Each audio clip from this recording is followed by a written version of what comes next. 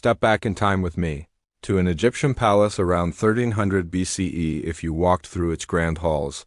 The first thing to overwhelm your senses wouldn't be the glint of gold or the majesty of the architecture. It would be the smell. The ancient Egyptians were masters of fragrance, practically bathing in perfume day and night. But this wasn't just about feeling fresh. See, the mighty Nile, the lifeblood of their civilization, wasn't exactly a field of roses when it came to its aroma. So the elite had a rather ingenious solution. Imagine this. Every noble, every priest, every ambitious courtier trying to climb the social ladder would wear a cone of scented wax on their head. Yes, right on top of their elaborate wigs. As the Egyptian sun beat down, these cones would slowly melt, dripping fragrant oils of lotus, myrrh, and cinnamon down their hair and shoulders. It was a constant personal cloud of perfume. Forget romantic notions. Think of it more as a very sticky, sweaty, but incredibly fragrant form of aromatherapy that lasted all day. This wasn't just a personal preference. It was a public statement of status and sophistication. At the very heart of all this sensory splendor was the royal court, a place where beauty wasn't just admired, it was weaponized. Here, a perfectly timed compliment, a lingering glance, or a captivating smile could literally decide the fate of kingdoms. It was a high-stakes game of influence, and appearance was your most powerful asset. The pharaohs themselves weren't just seen as rulers. They were living, breathing embodiments of divine attraction. The prevailing belief was that the gods chose them not just for their wisdom or strength, but for their sheer physical magnetism. Think about it from a divine perspective. Who would the powerful goddess Isis be more likely to favor? The diligent but rather plain official who prays by the book? Or the dazzling figure who glitters like the sun itself and carries the scent of a heavenly garden? The pharaoh's beauty was considered a reflection of their divine right to rule. It was a visual confirmation that they were blessed by the gods, a living link between the mortal world and the heavens. Their allure was a form of soft power, commanding respect and devotion without uttering a single word. But don't be fooled by the candlelit banquets and the seductive glances across crowded rooms. Court life was a gilded cage of ambition and intrigue. Behind every charming smile, a scheme was brewing. Behind every perfectly kohl-lined eye, a strategic plan was taking shape.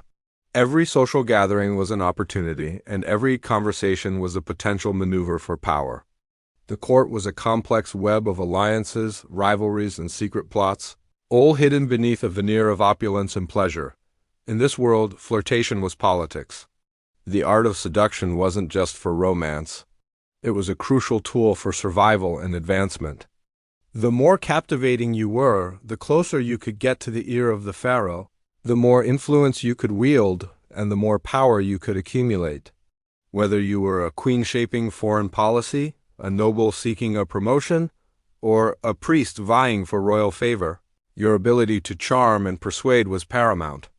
In ancient Egypt, the path to power was paved with gold, ambition, and the intoxicating scent of myrrh. Thanks for joining me on this journey into the scented halls of ancient Egypt. If you found this fascinating, don't forget to hit that like button, subscribe for more stories from the past, and ring the bell so you never miss an update. See you in the next video. Hello history buffs, and welcome back to the channel. If ancient Egypt ever had a motto for its royal women, it probably would have been something like, "Charm first, conquer second." These weren't just queens. They were master strategists who understood that power came in many forms, and sometimes the most effective weapon was perception. Let's start with the legendary Queen Nefertiti. The name itself means the beautiful one has come, and honestly, that's an understatement. But don't let that distract you from her genius. Her famous bust, that iconic sculpture we all know, wasn't just a pretty portrait. It was a masterpiece of political propaganda. Every elegant curve of her long neck, every delicate angle of her towering crown was meticulously crafted to scream one thing: divine perfection. The message was crystal clear: if you look like a living goddess, people might just start believing you were one. In a world ruled by gods and pharaohs, presenting herself as divinely sanctioned wasn't vanity. It was a brilliant move to solidify her influence alongside her husband, Akhenaten. She was co-ruler, high priestess, and a living symbol of celestial beauty and power.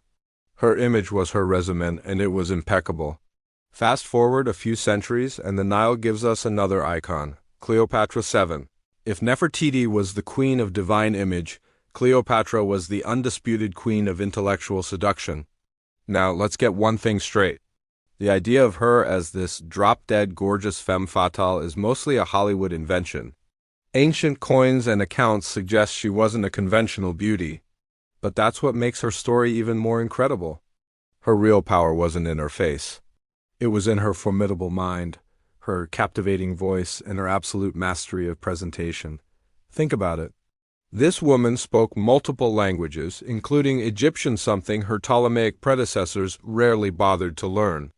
She could read a room full of scheming Roman senators faster than most people could read hieroglyphs. She understood that power wasn't just about armies. It was about spectacle. When she sailed to meet Mark Antony, she did it on a magnificent barge with purple sails. While she was dressed as the goddess Aphrodite, surrounded by attendants and clouds of fragrant incense, this wasn't a date. It was a calculated psychological operation. She was showing Rome that Egypt was not some dusty province to be conquered, but a land of immense wealth, culture, and divine mystique. To the Romans, she was a dangerous, exotic enchantress, a threat to their stoic, masculine world. But to her own people, the Egyptians, she was something far more profound. She was the reincarnation of the goddess Isis, the protector of the throne, and the last true pharaoh fighting to preserve their ancient way of life against the encroaching Roman eagle. In her candlelit palace, diplomacy became high theater. Every gesture she made, every perfume she wore, and every carefully chosen word she spoke was a move in a grand chess match for Egypt's survival. She used her charm and intellect not just to captivate powerful men like Julius Caesar and Mark Antony, but to secure alliances, grain for her people, and a future for her kingdom. So, from Nefertiti's divine PR campaign to Cleopatra's theatrical statecraft, the queens of Egypt teach us a timeless lesson. Power isn't always about brute force. Sometimes it's about the art of persuasion, the power of a carefully crafted image, and the sheer brilliance of a mind that knows exactly how to make the world see what it wants them to see. They were rulers, diplomats, and pioneers who knew that to conquer, you first had to captivate. What do you think? Which Egyptian queen fascinates you the most? Let me know down in the comments. And if you enjoyed this trip down the Nile, don't forget to hit that like button, subscribe, and ring the bell so you don't miss our next dive into history. Thanks for watching, and see you next time.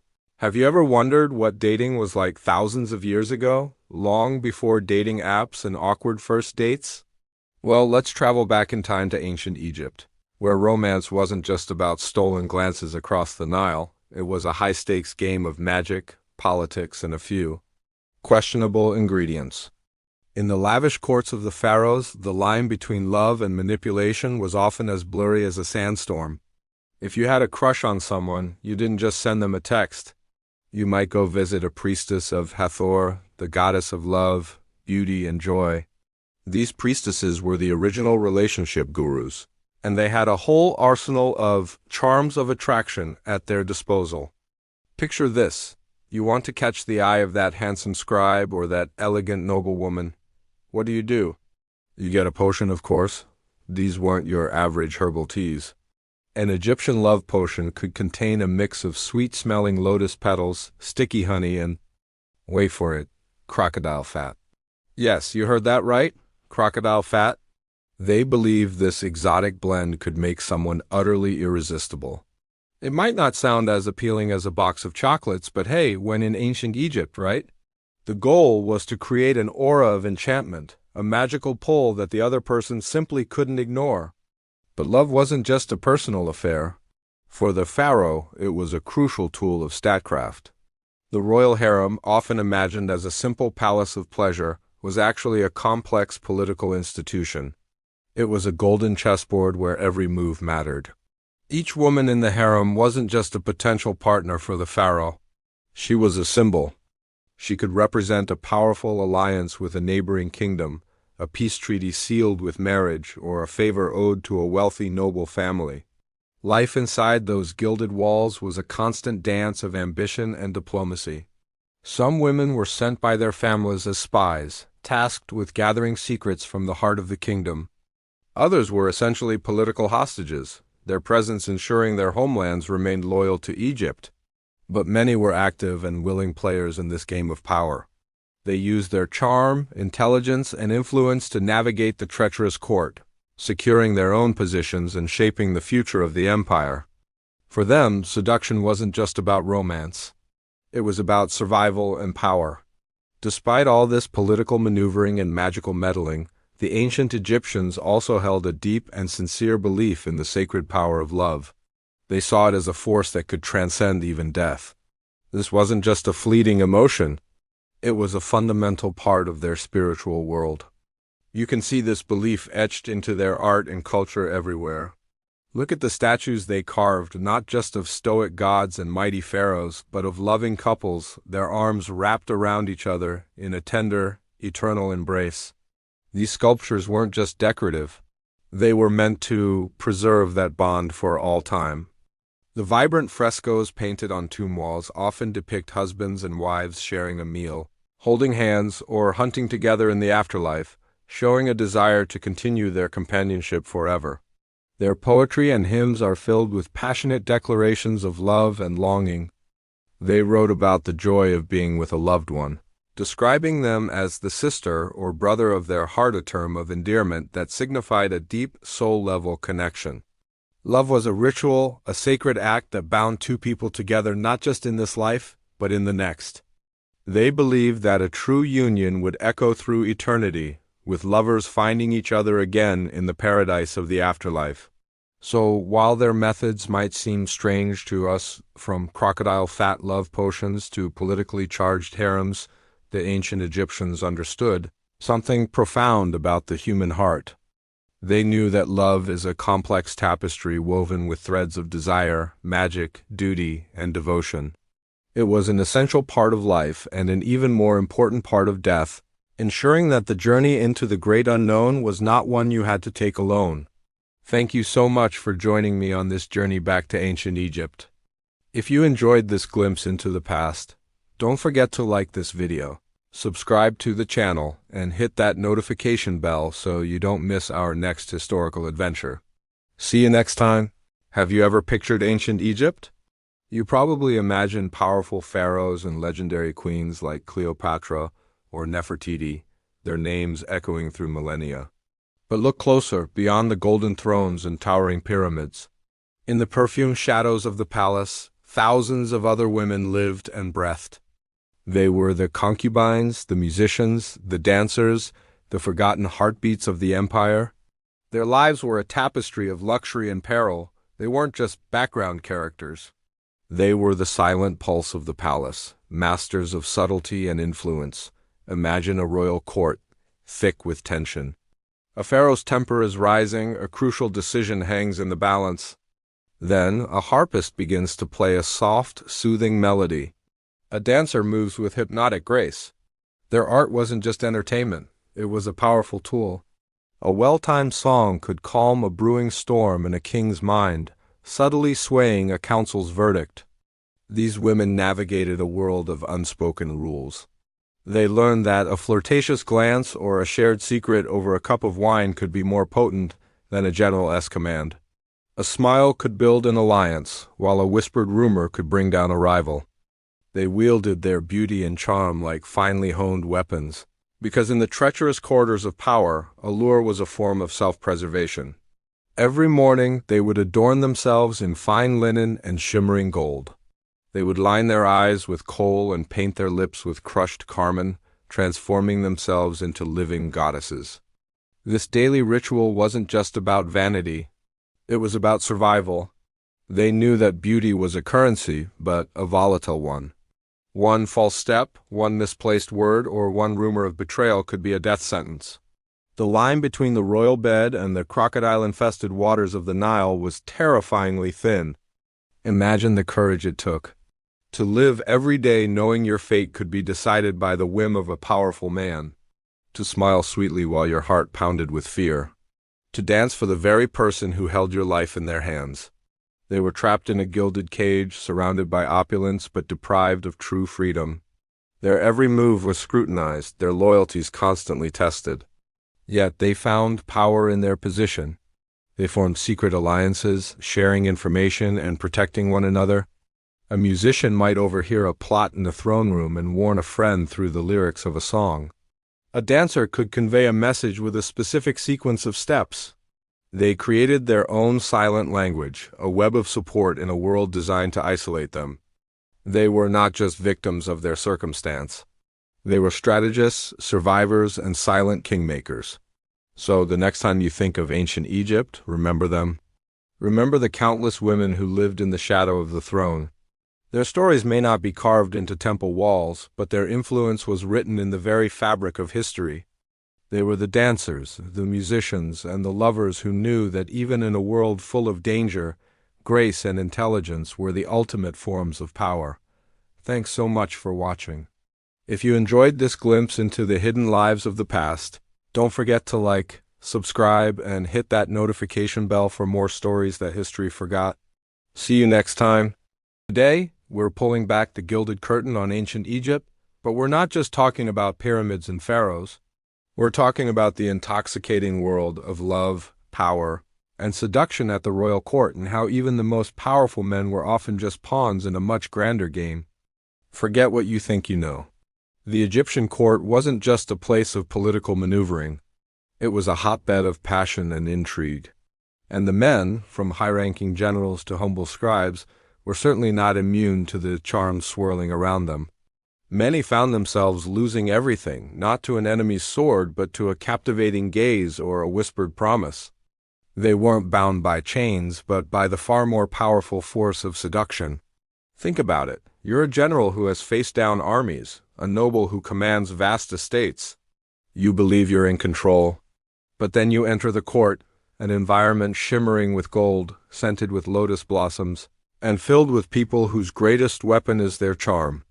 Suddenly, your battlefield experience means very little. Here, the rules are different. A well-placed compliment could be more effective than a battalion, and a secret affair could topple a dynasty faster than any invasion.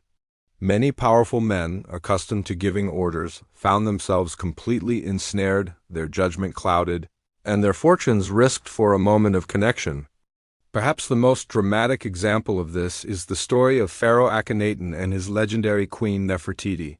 Some historians argue that his devotion to her wasn't just love. It was an all-consuming obsession that literally changed the course of Egyptian history. He didn't just admire her. He elevated her to divine status. In a radical move that shocked the entire kingdom, Akhenaten abandoned the centuries-old pantheon of gods Amun-Ra, Osiris, Isis, all of them, and declared that there was only one true deity, the sun disk. 18. But here's the crucial part. He didn't just worship Aten alone. He placed Nefertiti right beside the new god, making her an essential part of this new religion. Art from the period shows them as a divine pair, ruling together under the sun's rays. Was this the ultimate expression of romantic love, a man so smitten that he remade heaven and earth for his queen? Or was it a calculated political move, perhaps guided by Nefertiti's own ambition, to consolidate their power and break the influence of the old priesthood? The lines are incredibly blurry. History offers clues but no definitive answer, leaving us to wonder, was Akhenaten a devoted husband or an obsessed man who sacrificed his empire's stability for the woman he adored? But it wasn't just pharaohs who fell hard. Let's step away from the throne and into the dust and heat where ordinary yet skilled men worked. Imagine being a poet or a scribe. Your daily life is grueling. You might spend your days carving hieroglyphs into stone under a scorching 40°C sun, your hands calloused and your back aching. What keeps you going? For many, it was the escape offered by romance and fantasy. These men penned some of the most beautiful love poems ever written. They weren't just simple notes. They were intricate works of art. They wrote about their beloveds with breathtaking passion, comparing their kisses to the sweetest wine and their eyes to the brightest stars in the desert sky. This wasn't just flowery language, it was a lifeline. When your reality is chipping away at a rock face, creating a world of romantic metaphors is a powerful form of mental escape. It was a way to find beauty and meaning in a life of hard labor, to transform the mundane into something magical. For these men, love wasn't about power or politics. It was about survival of the spirit.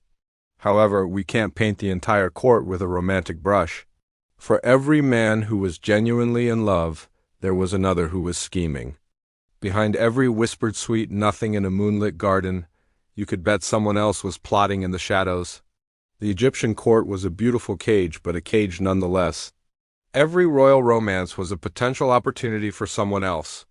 A pharaoh distracted by a new wife? That's the perfect time for a rival to rally support. A general falling for a court dancer? Perhaps she was placed there by an enemy to learn his secrets. Poison, betrayal, and backstabbing were as common as a priest's daily prayer. Love and desire were powerful currencies, and they were traded and manipulated with ruthless skill. A secret could bring down a noble family, and a well-timed accusation of infidelity could remove a political threat forever. The air was thick with ambition, and everyone, from the highest vizier to the lowest servant, was playing the game. The glittering facade of the Egyptian court hid a dark and dangerous world. It was a place of breathtaking beauty, but it was never, ever innocent. Thanks so much for watching. If you found this glimpse into the passions of ancient Egypt as fascinating as I did, make sure to hit that like button and subscribe to the channel for more stories from the past. Let me know in the comments which historical court you'd like us to explore next. See you in the next video. For millennia, the Nile has watched empires rise and fall, but none captured the imagination quite like ancient Egypt. Imagine, for a moment, stepping back in time. You're not in the dusty tombs we see today, but in a vibrant, living court, shimmering with life. The air is thick with the scent of lotus blossoms and exotic perfumes. The sound isn't the silence of a museum, but the gentle strum of a lyre, the murmur of poetry, and the soft rustle of fine linen. This was the world of the pharaohs, a world where power wasn't just wielded with armies and edicts, but with a glance, a whisper, a carefully crafted allure. These weren't just kings and queens. They were masters of presentation, artists of influence.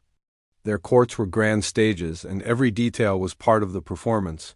The intricate jewelry wasn't just decoration. It was a symbol of divine favor. The dark kohl lining their eyes wasn't just makeup. It was a ward against evil and a tool to command attention, drawing you into their gaze. Think of Cleopatra. When we hear her name, we don't just think of a ruler. We picture her sailing to meet Mark Antony not on a warship, but on a magnificent barge with purple sails, its decks piled high with flowers. The air around it perfumed so heavily that it announced her arrival long before she was seen. This wasn't just a grand entrance. It was a calculated act of psychological theater. She wasn't just meeting a general. She was presenting herself as the goddess Isis, a divine being of immense power and irresistible charm. She understood that to win over the most powerful man in Rome, she needed to conquer his imagination first. And she wasn't the only one. Long before her, Nefertiti's beauty was so legendary, it was said the sun god Aten shone brighter when she was near. Her famous bust, now a silent relic in a Berlin museum, was once a symbol of a living, breathing ideal. It wasn't just a portrait. It was a piece of propaganda showcasing a vision of divine perfection, grace, and royal authority. Her name means the beautiful one has come, and her very existence was a statement of the dynasty's strength and elegance. In a world where the pharaoh was a god on earth, the queen's beauty was proof of the divine order of things. But this art of seduction wasn't limited to the royals. It flowed through the veins of the entire court. Dancers, their bodies moving like reeds in the wind, didn't just entertain. They told stories of gods and heroes, their hypnotic movements capable of enchanting both mortal men and the deities they worshipped. Musicians composed hymns that could soothe a troubled pharaoh or stir a warrior's heart. Even the architects who designed the towering temples and palaces understood this principle. They used light and shadow, grand colonnades and intimate chambers, to create feelings of awe, reverence, and mystery. Every element was designed to control the emotional experience of the visitor, to guide their perception. This is the great lesson of ancient Egypt. Seduction, in its truest form, is not merely about desire. It's about influence. It's the art of capturing attention, shaping perception, and gaining control without ever drawing a sword. It's the understanding that a soft word can be more powerful than a command, that a carefully crafted image can conquer more hearts than an army, and that a scented breeze can carry a message further than any courier. As the centuries passed, the vibrant life of these courts faded. The desert sands crept in, burying the marble floors and silencing the music. The legendary silk sails of Cleopatra turned to dust and memory. The faces of Nefertiti and the pharaohs became museum pieces, their gazes now locked behind glass. The dancers and poets who once captivated the world became nameless figures painted on the walls of forgotten tombs. Yet something of their spirit survived. The idea they perfected, that beauty and power are inextricably linked, has echoed through history, shaping courts, politics, and art in every civilization that followed. The Nile continues its timeless journey to the sea, and as it flows past the ruins of Karnak and Luxor, it seems to whisper a secret through the crumbling stones. Nothing in Egypt was ever just what it seemed. The real power wasn't always in the throne or the crown, but in the art of making the world see what you wanted it to see. Thank you so much for joining me on this journey back in time. If you found this as fascinating as I do, please hit that like button and subscribe for more stories from our incredible past. See you in the next video.